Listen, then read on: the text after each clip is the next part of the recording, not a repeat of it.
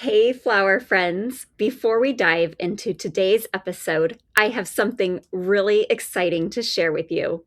If you've been growing dahlias and wondering how to turn your passion into real income, then you're invited to join us at the Profitable Dahlia Summit happening virtually March 3rd and 4th, 2026. This is the first summit of its kind, focused entirely on helping backyard and small scale dahlia growers build a profitable, dahlia focused business. You'll hear from flower farmers and dahlia growers that are successfully selling dahlias to florists, growing dahlias for weddings, running roadside stands, hosting tuber sales, and so much more. Tickets start at just $49, and early bird pricing ends January 11th. Head to today's show notes to grab your ticket to the Profitable Dahlia Summit. I hope to see you there. Welcome to the Backyard Bouquet Podcast, where stories bloom from local flower fields and home gardens. I'm your host, Jennifer Galizia of The Flowering Farmhouse. I'm a backyard gardener turned flower farmer located in Hood River, Oregon. Join us for heartfelt journeys shared by flower farmers and backyard gardeners.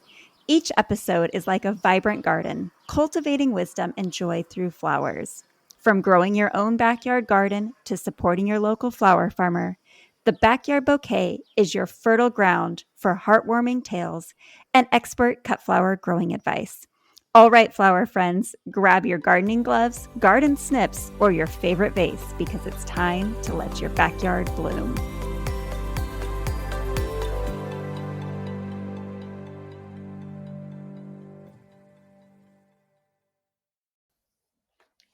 Today, I'm joined by Anne Long from the Dahlia House. For more than 2 decades, Anne has been growing gorgeous blooms and helping others discover that you don't need a large flower farm or endless hours to fill your life with beauty. Through the Dahlia House, Anne shares her passion for growing flowers in a way that feels joyful and achievable, even in the midst of life's chaos. Whether you've got kids at home, a busy job, or a million things on your plate, she reminds us that beauty doesn't require perfection. It just needs your presence. In our conversation today, we're going to talk about finding joy in the garden, creating space for creativity when life feels full, and how flowers can teach us to flourish right where we are. Get ready to be inspired by Anne Long of the Dahlia House. Anne, welcome to today's episode. Thanks for joining me. Oh, thanks so much for having me. I'm so excited. I've been a huge admirer, is that a weird thing to say, of yours for Oh, you're years. so sweet. Likewise. You've been inspiring me up here in the corner of the country. And it's so fun to be able to connect with you on such a sweet, it's just a really sweet thing, sweet way to connect and to get to chat. Well, I'm excited for today. I have been following you as well, and it's one of the things I love about the podcast is how we can be miles apart, hundreds of miles apart, thousands of miles apart, and the podcast allows us to connect with other growers. And the great thing that I've realized through all of this is we all have so many similarities and so many things in common that flowers, I just feel, really truly bring us together. So thank you for being here today. For sure. I know. I think that somebody needs to actually start a husband or partner support group for like when you say we have so much in common, like every time I talk to another farmer, I'm like, oh my gosh, my husband Taylor, he should talk to your husband. Like they need a support group. So we'll just throw that out there as a business opportunity for somebody. Go. I love it. I could see like some kind of TikTok page or something to launch it. Totally. My husband's always like, how long did you record that podcast for? Whatever. Oh, It's just there's so much to talk about when it comes to flowers. I So, know. Anne, take us back to the beginning of your journey. Where did your love for flowers first start? Well, my love for flowers first started like way, way, way back. Actually, when I was little, my grandmother, her name is Rose, Oh, and she had this little tiered rose garden. Like, so thinking back on it now, it looked really big to me. But if I go back, it was so tiny. Like, I think it was probably like 4 feet wide, and then the beds were probably like just a foot deep, and it was tiered. So it was three of those, like 4 feet by 1 foot beds, tiered, stacked on top of each other or like behind each other. And she had some roses. And I just remember walking outside, because there was no like cell phones when we were growing up. So we just had to like be bored so much, which was so good Totally. for us. Anyway, and just walking outside, and we lived pretty close to our grandparents. So especially in the summer, we would go there, for lunch or for the afternoon or whatever. And so I got to kind of experience her roses blooming at different times. And so I just remember like shoving my nose in them and like noticing the difference between the different rose smells, and even like in the same variety, it would smell different if it was just starting to bloom, and it just was fascinating, the colors. I mean, I literally would like caress them with my hands and treat them like little precious babies. And so that's probably where it started for me. My first awareness of like, these are not normal. Like, these are ridiculous. I love these. So I love that. It's always amazing to me how flowers tie us back to a time and a place. mm, Anyone you ask always has that memory, and it's always something like my grandmother's garden, or for me, it was my aunt and uncle's dahlias up in Seattle. So it's so neat how it literally keeps us connected to people that are special to us. yeah.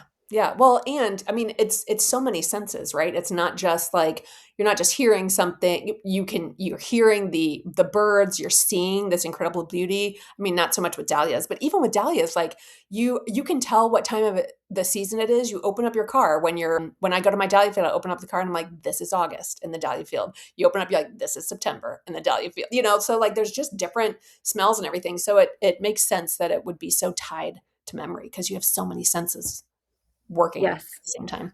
And this might be a little out there for some people listening, but I believe water holds memory. And there's a lot of scientific research that says water holds memory. And if you think about it, dahlias are 80% water. How much memory is being held in that flower that Wow. evokes those emotions for us? Wow. I am going to have to think about that. That's amazing. That's my nugget for today or this week, maybe. Yeah. Yeah. I think it's Victor Schallberger is the one that came up with the theory that water holds memory. And I know Wow. some people might be listening going, whoa, that's a little woo, but it's fascinating. There's so many experiments where you can look up and see, like, when there's this lady, I want to say she's in New Zealand, and she has photographed water. And sorry, I'm veering a little off topic here. She's photographed like where you talk to water and then you freeze it, and the different ways it freezes based on the emotions that are given to it. It's incredible. I'll have to link it in the show notes. This lady is amazing. It's really cool to see her work on Instagram. Oh my goodness, this is amazing. I have a dear friend does a lot of, I know it's not actual water, but she paints water. She does like realistic, like just close up snapshots. She lives out here on the Salmon Islands. So I'm going to send her that too. I'll make her listen to that with me. So yeah, that's so, I've never heard anything like that. That's so cool. Yeah, I just always think about that. I'm like, okay, why are we so drawn Yeah. to these memory, or why are these memories so strong? Yeah. So you fell in love with flowers hmm as a little girl. At what point did it become your passion and your career in life? Oh gosh, that was like totally on accident. And it was through like a devastating experience. But I think that I kind of needed them. Like, I was a pretty rambunctious, I was pretty naughty when when I was growing up. And so I was in trouble a lot and just had tons of energy. And I think that like I like received a love from flowers and like they drew my attention. They held my attention. And then I noticed that I could also use them even if I had just been like a turd to my mom or something, go out and pick her some flowers and give it to her like, Mom, I'm sorry. And give her, they've been like a love language for me ever since I was little. So every Mother's Day, I would go out and get my mom's favorite flowers and plant up. That's what I did for Mother's Day is plant up flowers for her. But the way that my business started, so I have 4 girls. Now we only have one left in the house. And Oh, we just had our second daughter get married. And we actually have a grandbaby on the way. Jen, I don't know if you know oh that. my gosh, congratulations. I'm so excited. I'm just freaking out. It's very exciting. But anyway, so having 4 girls, I was a stay-at-home mom, but did usually when people say that, they're like, oh, what did you do all day? I'm like, are you kidding me? So I did a lot of volunteering at the kids' school and volunteering at our church and stuff. But dahlias were like the one hobby that I kind of had, and I could do it kind of with my kids. So it wasn't something that it would take me away from them. It was something that I could do with them, but that also fed me. Like it was mom's hobby, but my kids would get included and be by me and, out in the garden with me. So yeah, that just ended up being literally my one like self-care hobby, I guess. So in 2020, basically all my jobs got COVID, just kidding. But we made new beds. My husband was home from work because so many people were home from work. And we live in a like lot in just the city of Mount Vernon, and we live on the corner. So I basically farm in between the sidewalk and the street on both sides. So there was definitely more place for some raised beds. And I was like, Taylor, let's go, let's build them.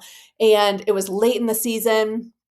So we were in a rush to get them in. And so I kind of did something really fast where I didn't put cardboard down in between. So we were turning sod into our dahlia beds. And when you do that, I didn't know what a wireworm was. Jen, I don't know if you know what wireworms are. I'm sure you probably do at this point. I lost 1,000 dahlias to wireworm. I Yeah, know all too well. okay. I'm so sorry. My heart hurts for you. That's exactly like, so this was 20, so I'd been growing dahlias for 17 years at this point. I had like 8 varieties that I had my very first year, this is like a growing collection of like all my birthday money, all my Christmas money. Like this is what this represents. Anyway, long story short, I put dahlias in these new beds without putting cardboard, like any sort of barrier in between where the grass roots were. And for those listening, wireworms are little tiny worms. They are like an inch or so long. They're kind of like a light yellow, creamy color. And dahlia, they're kind of like a harder shell, but they do wiggle, kind of like an inch, not like an inchworm, but yeah, they wiggle.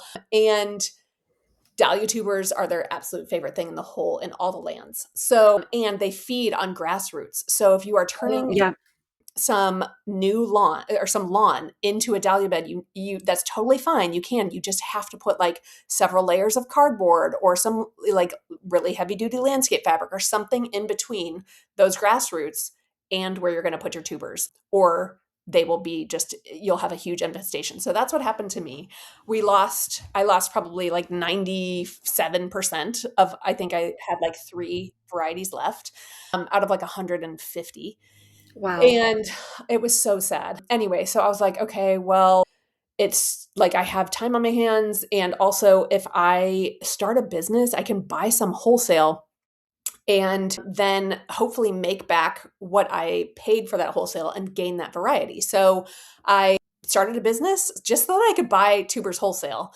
I was not trying to, that's why my business started. I was going to be like, what's up? I don't, want to sell a kid or a kidney. So I'm going to do this and then get my dahlias, varieties back and then peace out. Like I wasn't trying to start a business at all. But that's what I did. And so I ordered like 70 different varieties. And when you get 70 varieties, it's like 20 or 25 of each variety. So literally thousands of dahlia tubers. I really didn't do the math so much, but I made a website, even though I could barely even attach like a photo to an email. Somehow I made a website and I launched my sale at Christmas time. And I didn't just recoup my money. I made $8,000 more. And I was like, it had been a family dream of mine for all of us to go to Hawaii. And I was like, oh my gosh, people, we are going to Hawaii. I love it.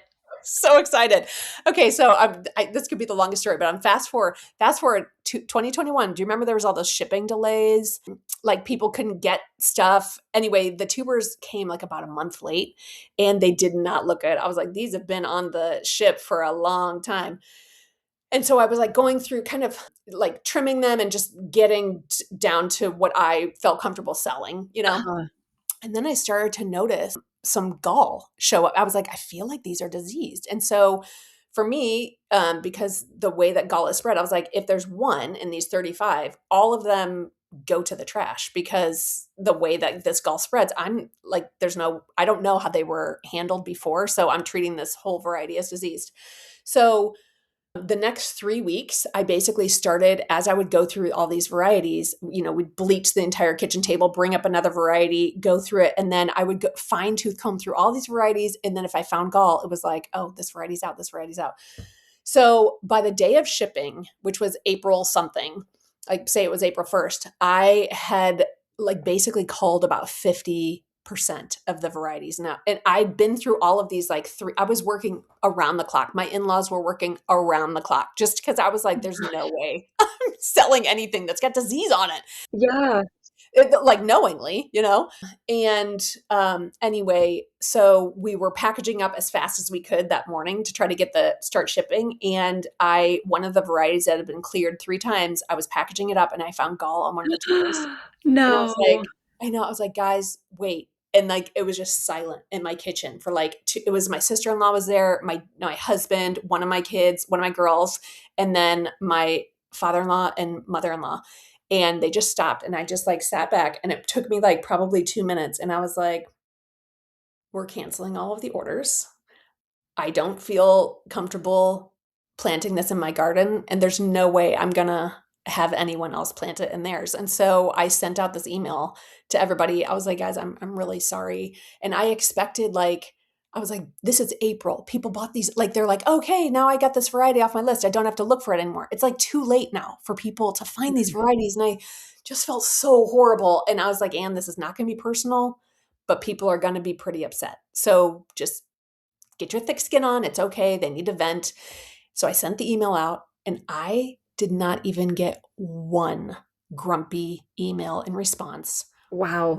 Out of like 250 orders, 250 people, all I got was people saying, thank you so much for your honesty and I didn't know what gall was and now I know what to look for. Like they were just so thankful.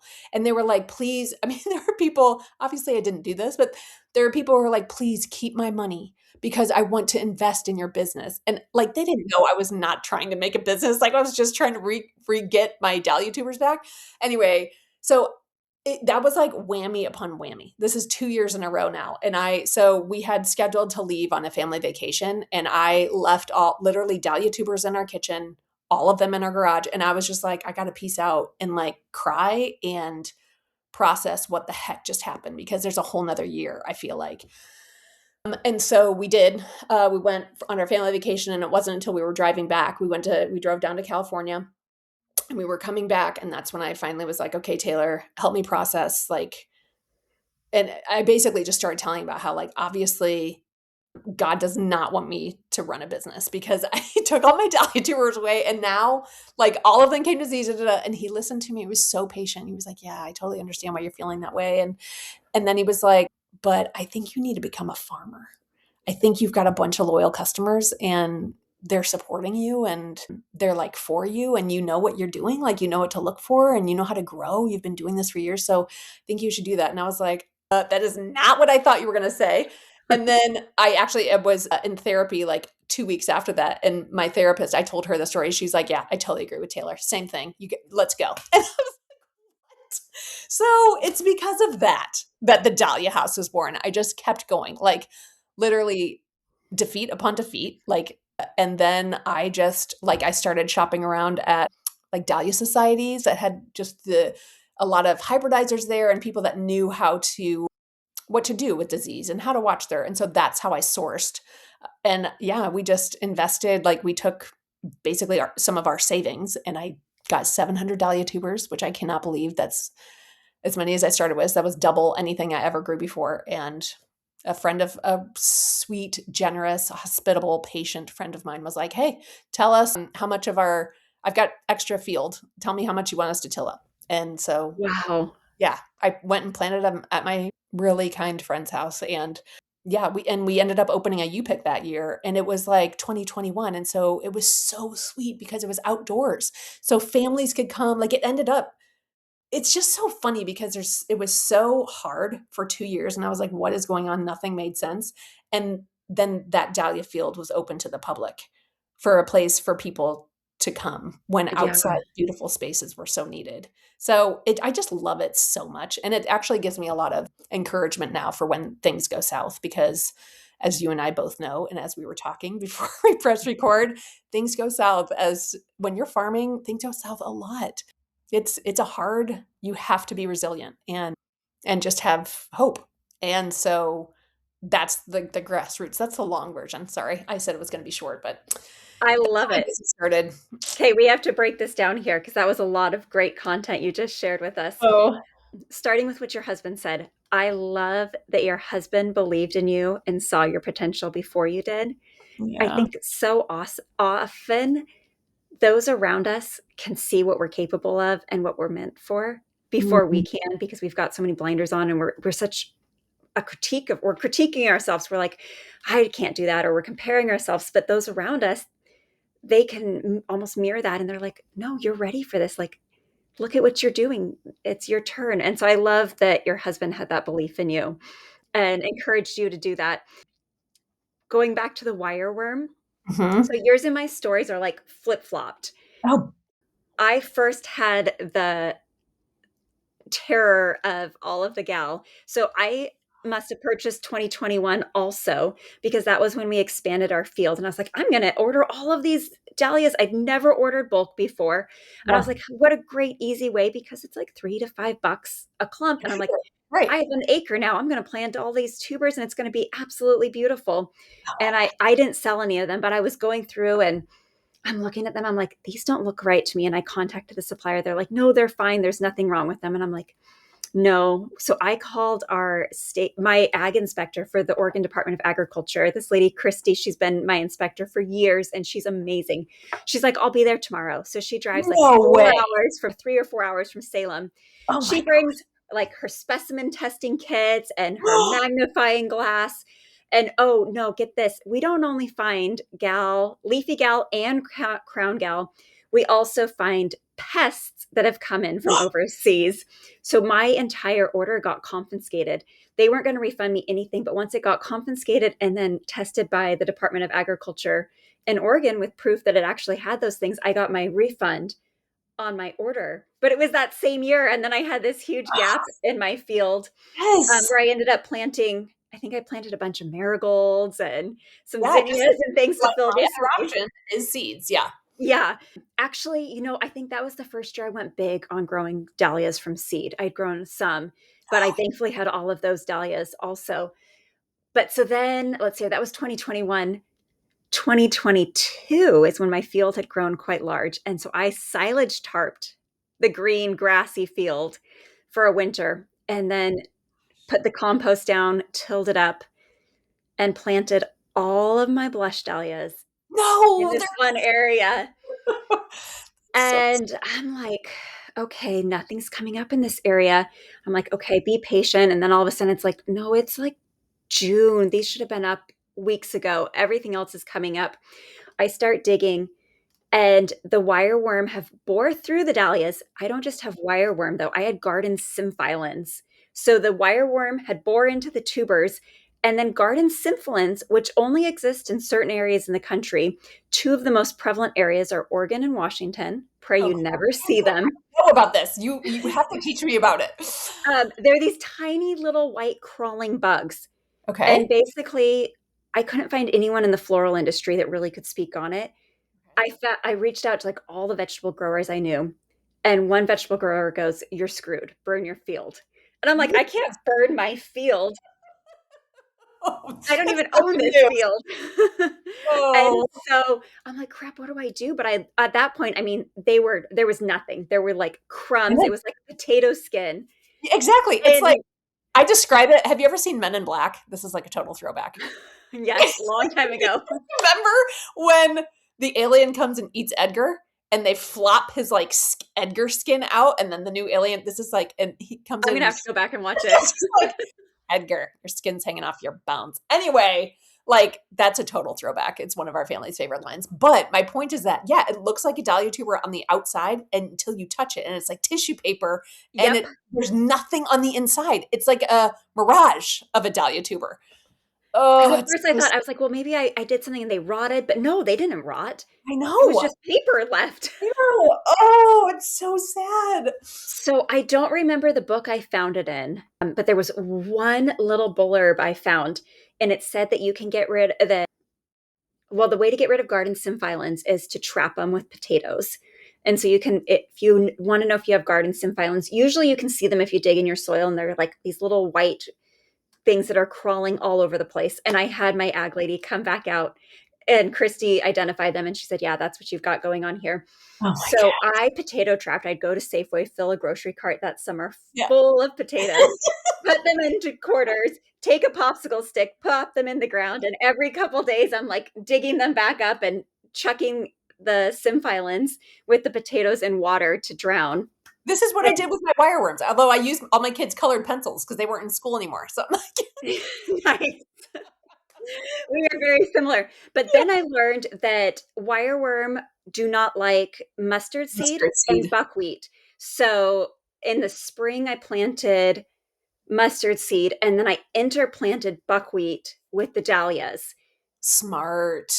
And it became kind of a nightmare harvesting the dahlias with the I bet. buckwheat because it grows so fast. But it was really beautiful because it just, and oh, that's what I felt. And then that year, all of the rows, I had like 5 rows that I had lost dahlias. And I put buckwheat in that, and it filled in. And so then I didn't have an empty field, which was Yes. great. Yeah.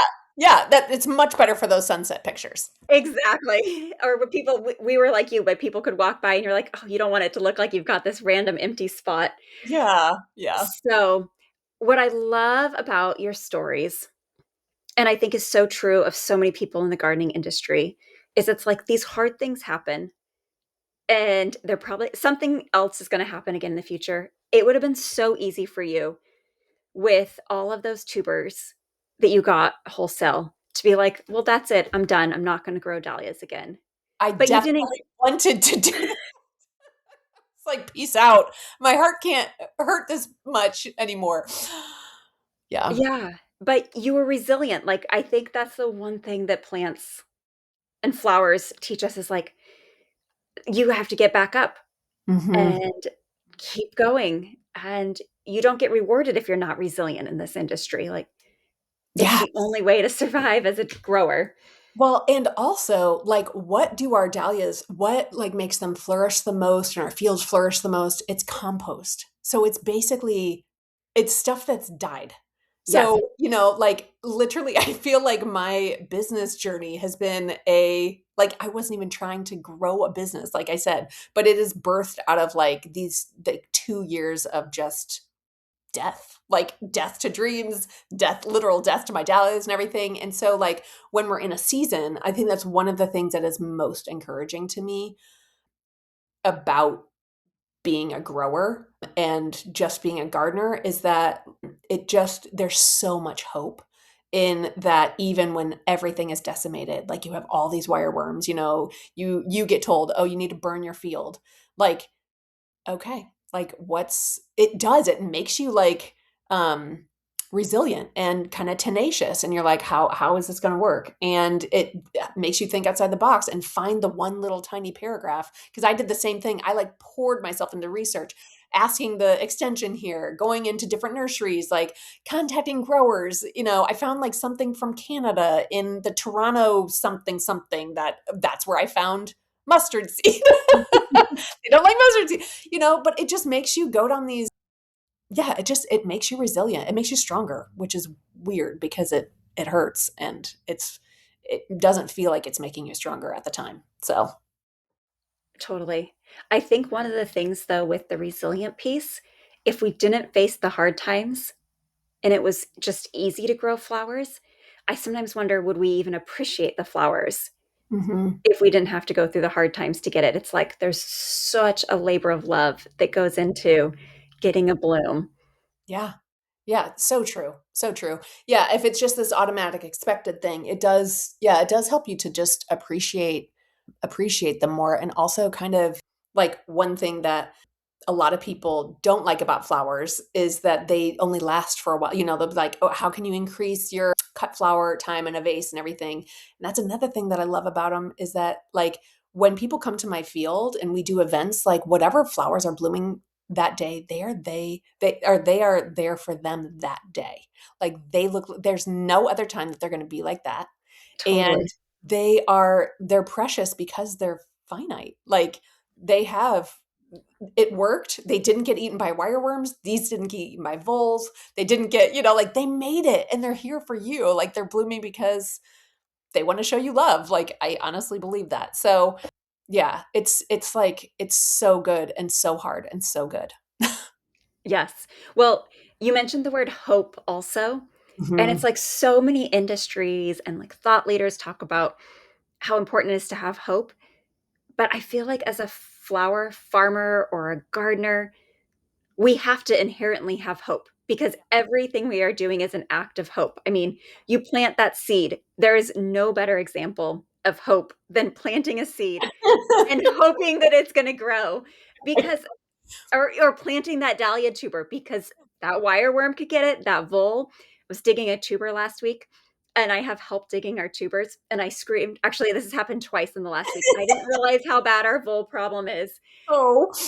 I grabbed a vole as I was pulling the tuber out of the ground. I had Oh never done that before and I my screamed gosh. so loud. This girl that's been helping me, she comes running. She's like, "Are you okay?" I'm like, "I just grabbed a vole." She's like, "What?" Greg is fine. He didn't bite me. It's okay. I think it might have been more scared than me, but Oh my now gosh. I'm all nervous because I can't see in the clover that I'm pulling out of this I'm new sorry. field. Yeah. And yeah, and then one ran over my foot as I was carrying a crate today, Oh and my again I screamed. And it's just like the sheer act, like when we really think about how amazing it is that these things are growing in dirt or in clay, it's like our role is so insignificant. We get to help it, but yeah, There's so many different ways that it can go sideways. Like everything is stacked against it to not work out. yes, Like everything from there's the weather, there's insect, there's pest, there's disease, there's all of these different things that we cannot control. Or like it is so gratifying. Like it's so funny because every year when I plant my tubers, I mean, I'm like, do the paths really need to be this wide? This is ridiculous. Like there's no way they're going to grow this big. And at the end of every season, I'm like scooting sideways in between my yep. rows. Like, oh my gosh, I cannot make the rows any smaller. But every year I'm just like, this is ridiculous. Is this really going to fill out? There's no way. And by September, I'm like basking in the sea of dahlias. If it was a good year. And this year was a good year. So That's awesome. yeah. I because we have so much space at our new farm, I think I did 48 inches between my rows. Oh And it man. was my first time ever that I wasn't turning sideways walking down That's the rows. But I still had I didn't get around to netting everything or tying it up, corralling. oh And geez, my yes. seedlings, I still have to dig all of my first year seedlings and it's just like a web of them crossed over, fallen. And I'm like, okay, even my 4 foot rows were not wide enough for these seedlings this year. Oh geez. Yeah. No. There's so much time in the day. That's the other thing that I actually kind of like about gardening is because you mentioned resilience earlier. Like even though there's all of these things that go against, like you didn't tie them up, whatever, your seedlings are like, all right, well, we'll just grow here in the pathway and shine our face towards the sun and I'm pretty cute, and you're like, how are you still alive? You should be dead, like, and yeah. So we get to what we get to and then that's it. Yeah. Yes, I love it. I'm enjoying this conversation so much. Oh, me too. And you're known for helping people create gorgeous gardens, even when life feels full. Mhm. What has inspired you to share this message and to lead with this kind of intention? I think I used to I think it's because of how helpful it's been for me, like to for lots of different reasons. Like not just like physically getting your hands in the dirt, getting bacteria under your fingernails, but being out in the sunshine, having like there's so much like scientific information or I'm not thinking of the right word, but like there's so many reports and that show how helpful it is and how beneficial it is to be outside and yeah, just to get sunshine in your eyes and all of these different things. But also it's so good for like it was so good for my mind. I can just speak from my perspective, but like have it being a stay-at-home mom, like when my husband came in the door at night, I wanted him to freaking put a crown on my head and be like, you did it, just because his kids were like still alive and somewhat emotionally stable. I mean, and maybe not even emotionally stable, but if they were just alive, I want to be like, you have no idea what today was like. And so I think it's really helpful to be out in the garden because it gives your brain time to like process. You get to like just set things down that are inside. And I don't know, I did like my best thinking when I was either in the shower or in the garden. So I'm the same way. yeah. So yeah, I don't know. So I think that I'm like, I just resonate with, I guess, all the typical things that we all resonate with. Like, I don't have my life all together. Things are kind of falling apart around me. I don't know what to do. I'm like afraid of this. I don't know what to do here. And so I just had anxiety and just a churning heart and soul. And so I know that if I had it, other people probably have it. And so I'm like, guys, get like here. Like it's such a hard thing to not just give all your flowers away and give all your Yeah. treatments away because I feel like it's like giving away like medicine. So not that it solves everything, not like, okay, I'd be in the garden and come back inside. And sometimes inside my house was a freaking bomb because I got lost for like, over an hour outside and I come inside, I'm like, why is Play-Doh here? Like what is going on? But I could just handle it. Like it did something to my nervous system. So I think that is a huge, I love to love people. And so I think that this is just like the vehicle that is so natural for me to love people with. So, Oh, that's a great answer. mm.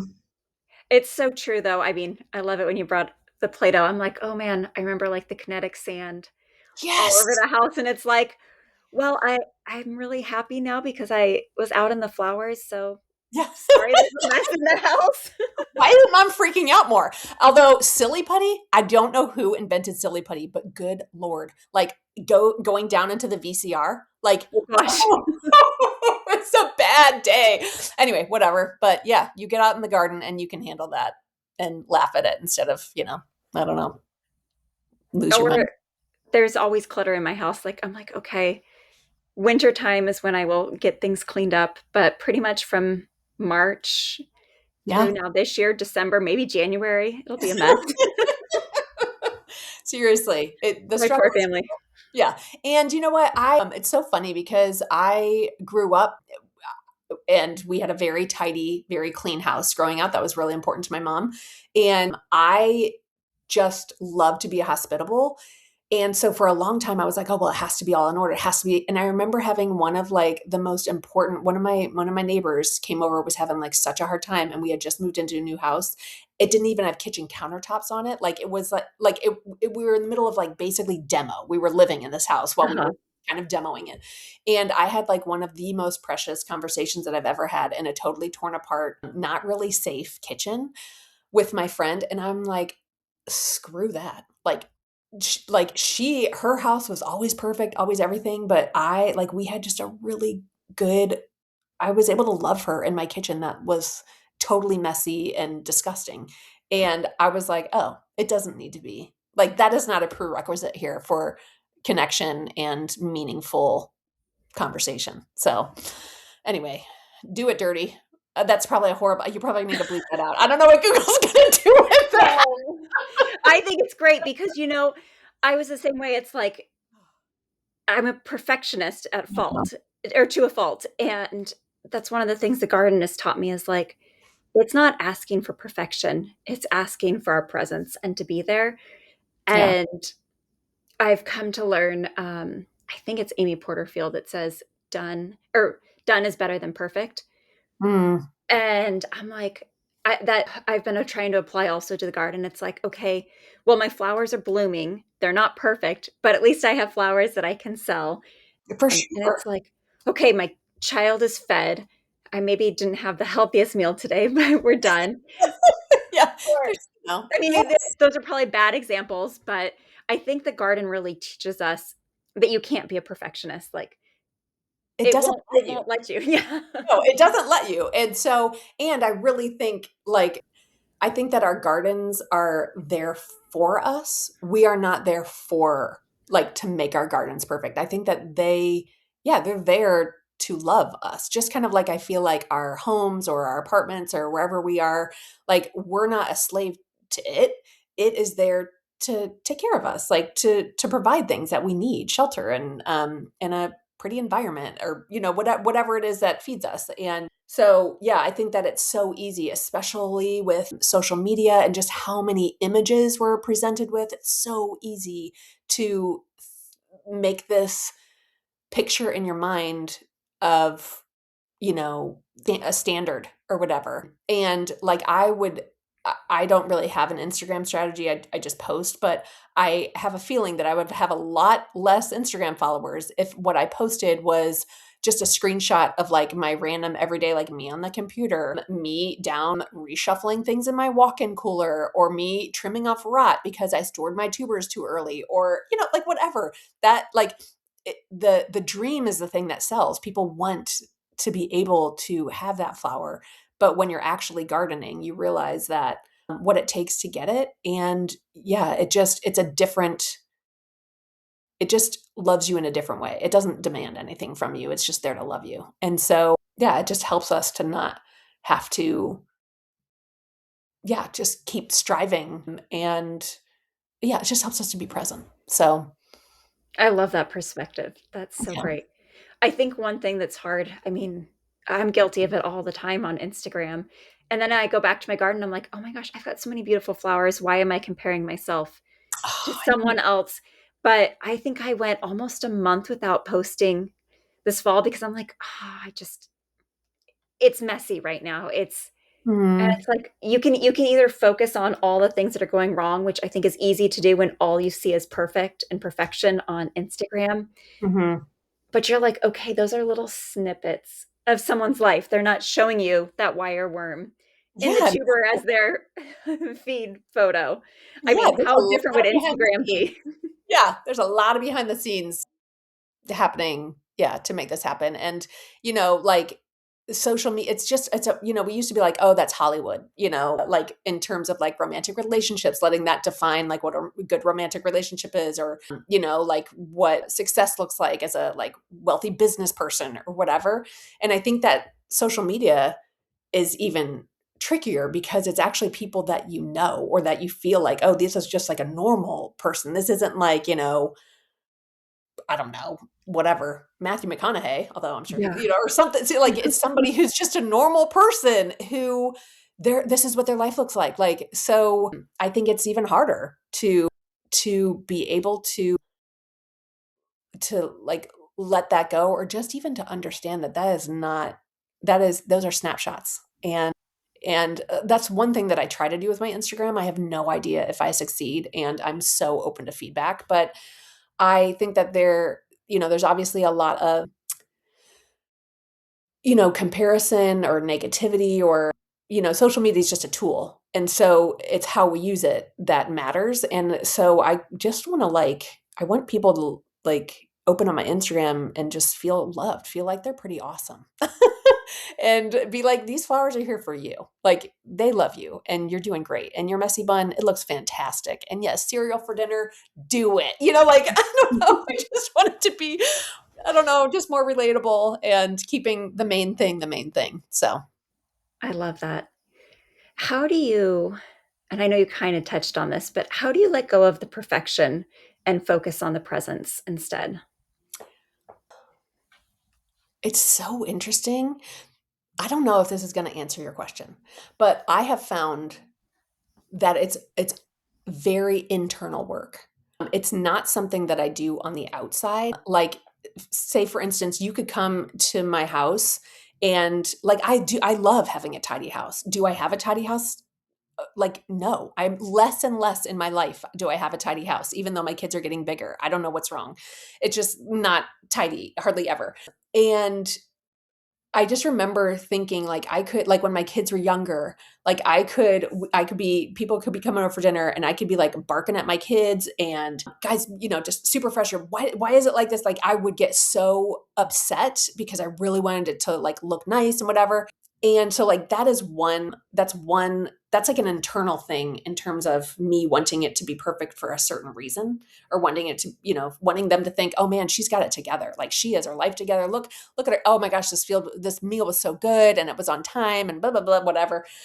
But I can also just be like sometimes you can come into my house and it might be tidy. And there might be something like really yummy for dinner, but it's because like it's coming from a place of like taking care of myself and taking care of the people around me and having a balanced life and not trying to do everything all the time. So I kind of feel like this is like the weirdest way to answer that question, but I think just like knowing what we value, like, and everybody's going to value kind of similar things but different things, and so being Mhm. like, this is important to me, and asking like why is this important to me, and also just being kind of like, I don't know if unashamed or like comfortable with like your different jams and what makes you happy, and just letting your space be a reflection of that. So, and I think that, I think that I don't start with like, oh, I like, how do I move away from perfection?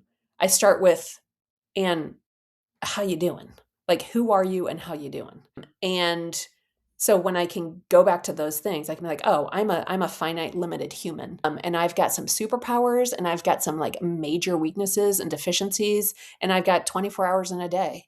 So I'm probably going to mess this up. I'm probably not going to do this super efficiently, but I'm going to just do my day the best I can. And so, yeah, I think it's just not, I think if you're trying to like move away from perfection, that's one way to like think about it. But for me, it starts with such an internal, it has everything to do with what's happening on the inside. So that's a really weird, random way. I don't know I if that love it. It makes sense. makes sense to me, and hopefully it resonates with our listeners Yeah. also. But I think taking self-care Yeah. Yeah. I used to make fun and of self-care. yeah.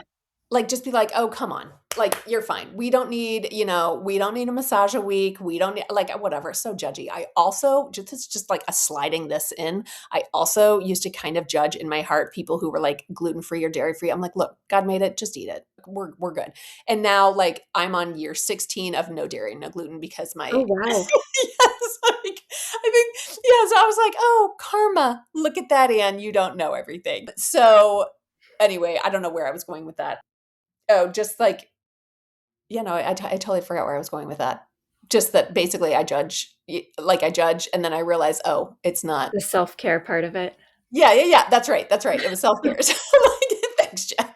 So yeah. And then I'm like, oh, it's more like oxygen mask. Like, we have, I think, especially because of social media, because like there's all these expectations, especially on women, that you need to have a career, you need to have an order house, you need to be taking care of your body, you need to be taking care of your mind, and oh, and all your kids, you need to be a really great mom. Like, there's no freaking way. And so I always just think about it like when you're like the oxygen mask, put your own oxygen mask on, and then you'll be able to take care of the people like who are in your life who need your help. But yeah, you can't do it.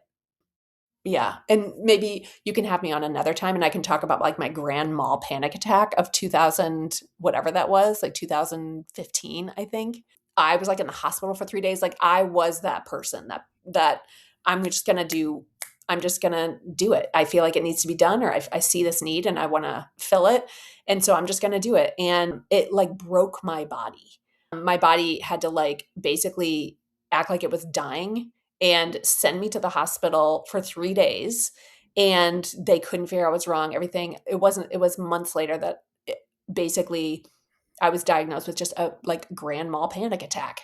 And so that was actually a huge mercy, even though it was really scary, to really flip the script on self-care. And it's not selfishness care. It's that I'm the only person that can do that for myself. Nobody else can self-care me. I have to take care of myself. So that's a privilege and a responsibility. And I have this body. This is actually the only one that I can fully take care of, and have control, as much control as I can over. So anyway, I'm sure this is not where I you thought. love it. No, this is great because I was actually thinking about this just the other day. I think I'm going to record a solo episode kind of about this topic if I have some time after I finish digging dahlias. I had started doing some solo episodes and then it's been so chaotic digging the dahlias that I haven't had the time because I have prioritized. It's like, do I put out another episode to keep the numbers going with podcasting? Or do I care for my body so that I can keep digging the dahlias? And I've chosen to go to bed. Yes, the work wasn't finished. My to-do list got even longer the next Oh. day, but it's still going to be there. But if I get my 8 hours of sleep, I'm going to function better than before. And I started thinking about it because this last year I've been so tired Mm, and like to the point that I'm like falling asleep at things. I have a hard time driving distances because I feel like I'm falling asleep. yeah, And I was like, you know what? And people are like, you're just taking on too much with the farm. And I'm like, I've always been able to do this. Like, I don't know what's going on. yeah, Well, I signed up for Function Health to do this summer to do their blood tests because I'm like, something else is going on. Like what yeah. you're talking about, I truly believe that if you're not fully charged up, you can't take care of the other things or give your best at anything you do. So I'm like, Mhm. I'm doing the best I can, but I feel like something's off. And so, anyways, I have incredibly low iron reserves, and I'm going to have to do some iron infusions. It's going to be quite a series of iron infusions because I am so low that it's causing like heart palpitations and all kinds of other things. Yeah, But as I was thinking about it the other day, as I was driving home from the farm, I have about a 15-minute drive. Like it's plenty of time for my mind to wander as I'm leaving the farm filled up with flour and dirt energy. And I'm like, yeah, you know what? We spend so much time diagnosing our plant health. We're doing foliar sprays. We pour so much into the plants, but do we give ourselves that same amount of care and attention and look at like, are we feeding ourselves? And I think that's where that self care comes in. And it's like, I wasn't feeding myself, I wasn't paying attention to those pieces. And so, I mean, we test the nutrients. Some of us have those it's like soil test kit things. soil test, like every year you should be soil testing at the same time every year. It's like, okay, I'm spending all this money to test my soil to see if my plants are getting the nutrients. So why not test and see if I'm getting the nutrients for my body so that I can give my best to the farm also. So Gosh. what you said absolutely resonated with me. Oh, yeah. Well, I feel like it's just yet another lesson from the garden. Like it's so tempting to want to do more. It's so tempting to want to live beyond our limits, but we Mhm. are limited people. We we have limits, and that is okay. And that's actually it can be an incredibly beautiful thing. Lesson from the garden, if I try to go too big, like my midlife crisis was literally a 250-foot long sweet pea tunnel. I don't know if you were looking for that confession, but there it was. I Okay. love it. And it was the worst. It was like super weedy, failure to thrive, didn't plant it right, whatever. Because I was stretched too thin that year, I was trying to Mhm. do way more than I possibly could have. So same like with the dahlia field, you're like, hey, I just did 500. Let's increase it by like 15 or 2,000, and then your whole field ends up weedy. You have less tubers. You're able to care less for your field because you stretched. Like if you had put appropriate boundaries on like realistically, even like shooting high, how many can I realistically take care of this year? I think it would be, X. And then you do that, and then you're living within those boundaries and taking care of what you're growing. So yeah, I think that it's yeah. There's also this other example. This is like more about boundaries, I guess. But and I don't know if you've heard of this example, but there was a group. There was some scientists that did these tests where they had a playground and they had a bunch of kids go play on this playground, and it was a very big area with like wood chips, but the play structure was in the middle of it, and they had a lot of extra room to play. So when they let the kids out, all of the kids just played on the play structure. They didn't go out. And so then they ended up putting a fence on the very perimeter of the entire garden, and they used up the kids like went to the entire, like they played through the entire thing. So I think that like having clearly defined boundaries can like give us freedom to live and romp around confidently, not like, oh my gosh, is this, how am I going to get all this done? Da, da, da, da. It's like, no, these are my boundaries and let's go play, let's go do it. I So, love that. I was recently told just because you can doesn't mean you should. oh, yes. And it kind of goes along with that. Like, just because you can plant all of the seeds and the seed catalog doesn't mean you should. I know. So true. So true. Yeah. Or just And because you're growing 500 dahlias doesn't mean you need to have a tuber sale, an on farm CSA, a U pick, an event. It's those boundaries of just picking one thing and really getting good at that, I think is so important. yes. Oh my gosh. Amen, sister. Which I'm so excited that you are going to be joining us at the Profitable Dahlia Summit as one of our speakers on March 3rd through 4th, where we are going to be really helping people get clarity about running a profitable dahlia business, understanding the why. And I think that there's so many people that feel like, I don't know, I have to do this, or I have to do that, or this person's doing that with their dahlias.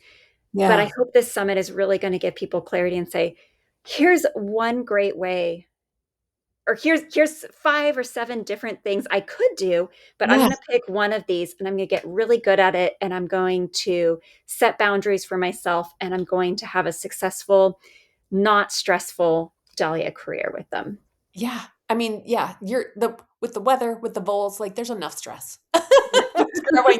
We've got enough, things working against yeah, a flourishing. We don't need to we don't need to add ourselves to that list. So, yeah, no, the more I hear about the summit, the more I just feel like it's going to be such a gift, such a like timely gift, while there's so many people coming on the scene, like realizing the power and their own love for flowers and wanting that, and the health like benefits of gardening, and wanting that to be a way that they can turn their hobby into a business. But it won't work unless they have just a lot of clearly defined boundaries and guidelines, and no clarity on what they want to start first and second and third, and living within their means and boundaries. And it sounds like that's just what it's all about, which is so cool. Absolutely. And they're going to get to hear from industry experts like yourself and a handful of others. We have a great lineup of speakers Incredible. that have been in the trenches, have felt the dahlia crave and bitten by the dahlia bug, but have learned how to turn it into a profitable business. And I think so many people think, okay, my dahlia collection has grown, I better start selling my tubers, but that's not the only way to do it. And Yeah. I hope that this summit shows people that there's so many ways. Tuber sales is one of the great ways to do it.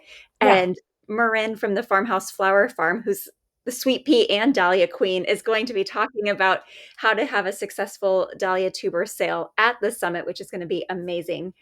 But that's just one way that you can monetize your dahlias and help it support your family. And some people maybe want to make enough money, like you said, with your vacation to Hawaii and Yeah. support their family with a trip to Hawaii, where other people maybe want to be able to quit their 9 to 5.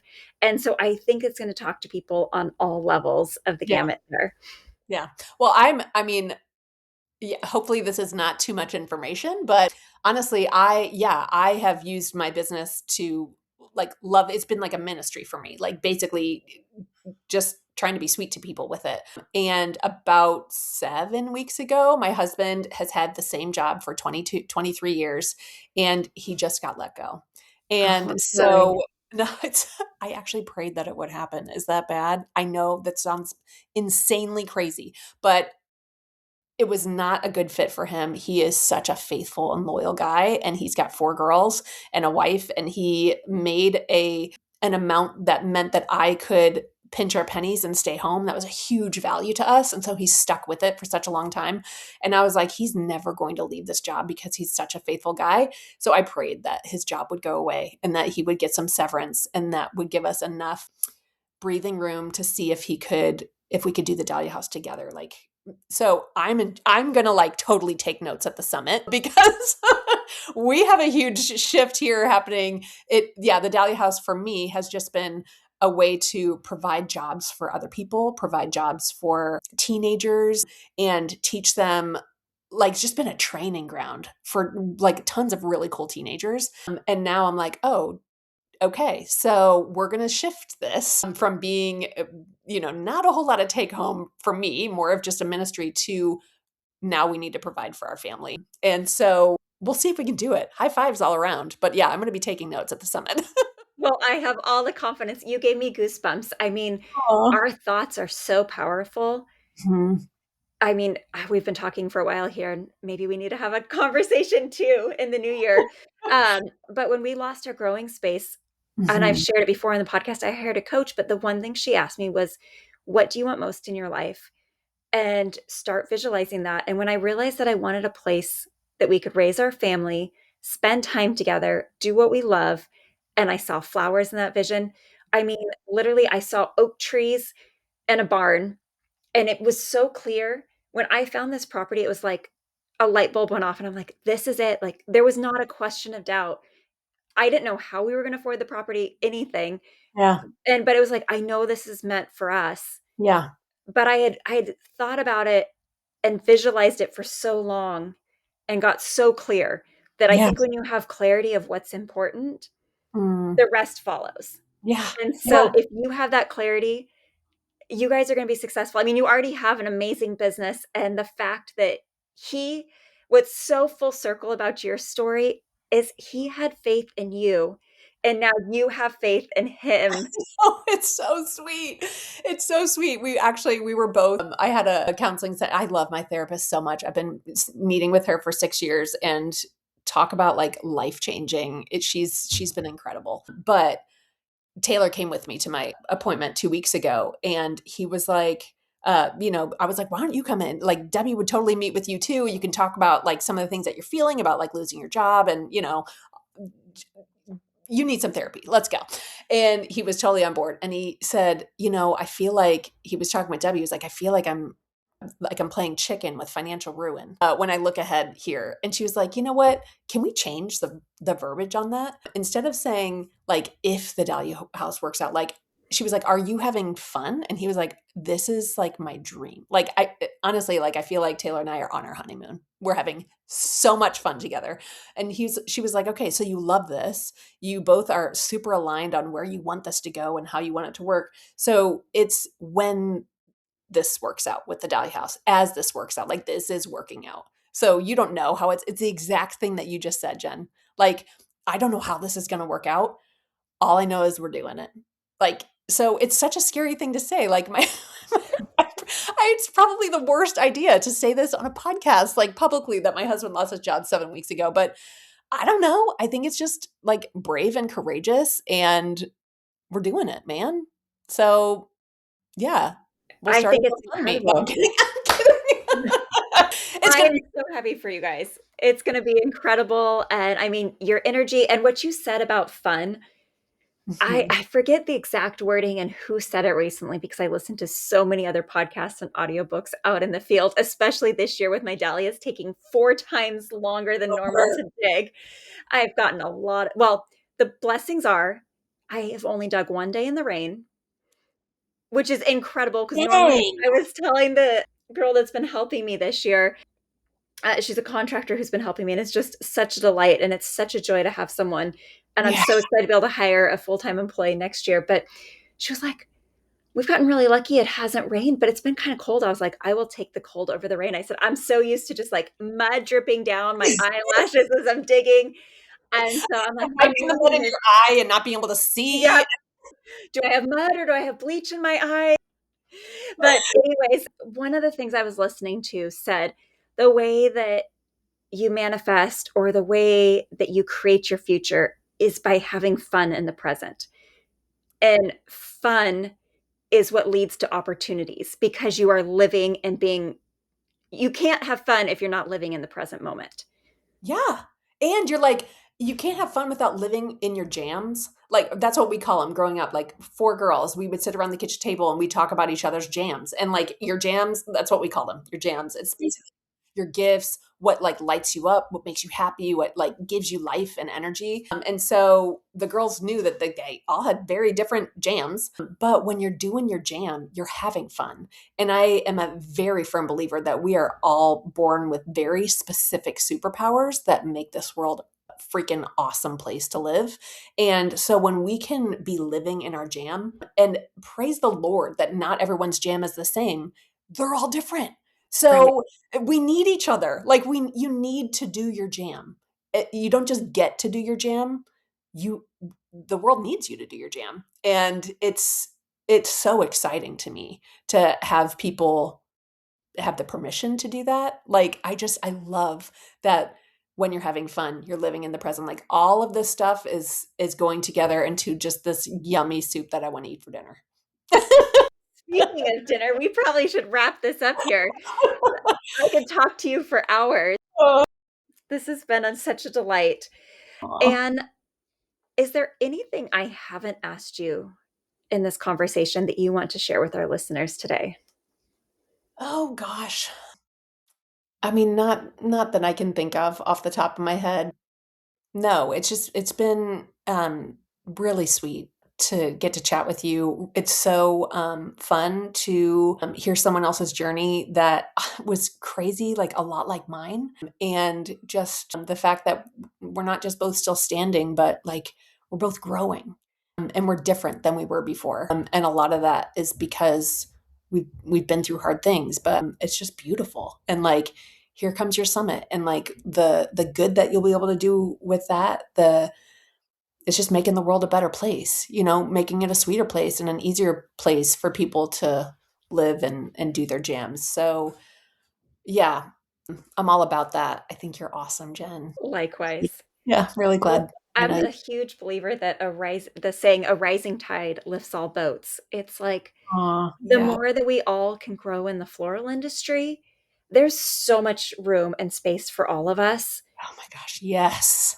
that it just makes me excited. And that's why this summit is taking place, because the Dahlia world is growing so fast, but yet I don't think that it's over. I mean, some people might say it's overcrowded or get mad at me for saying this, but I think that if we all learn to find the peace that brings us joy and what truly fits our life, that there's room and a place for everyone in the Dahlia industry.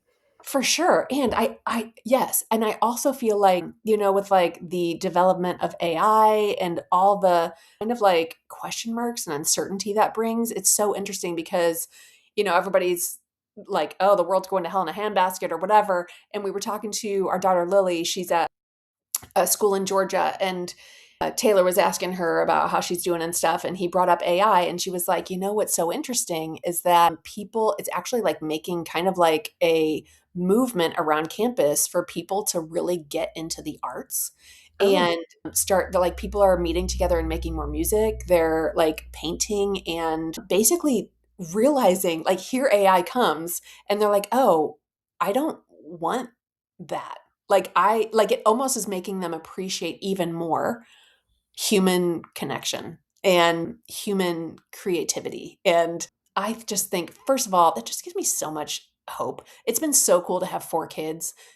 It's been like totally scary, but also so cool to have four kids. They're ages 16 to 27 now, and watch them grow up and like have their friends over and be like, you guys are so cool. You give me so much hope for the future. Like it's so exciting. And yeah, so I totally agree that a rising tide floats more boats or whatever you I don't said. know the exact one. I said Okay. lifts all boats. Who That's knows what the actual saying is? more poetic. But yeah, no, I'm into this movement. Yeah. I'll die Yeah, on this hill.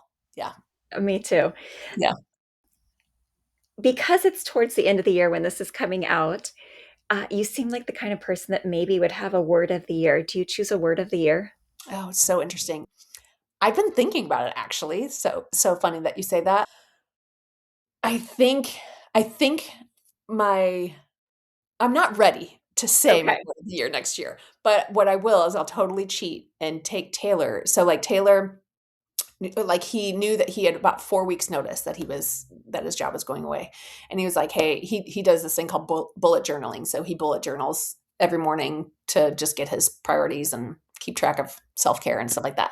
Anyway, he's like, I want to get a new journal that I start on the first day. Like I'm just starting new. What first day when I'm unemployed. And so he wrote 3 things on the front, and I'm going to try to remember them. The first one was have fun.